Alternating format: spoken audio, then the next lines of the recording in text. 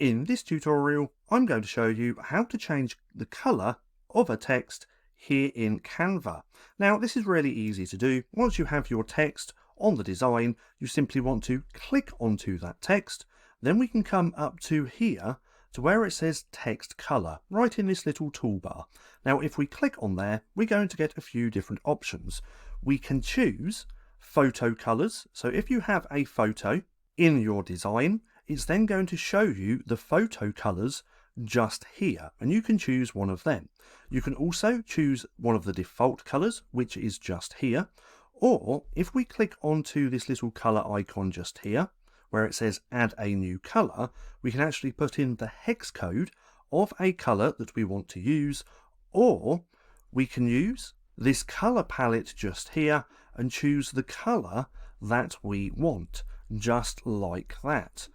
But nonetheless, that's just how simple it is to change the colour of a text here in Canva. Now, if you found this video helpful at all, then please consider giving me a like, as it really helps out the channel. And if you're not too sure what to watch next, click right here and watch this playlist.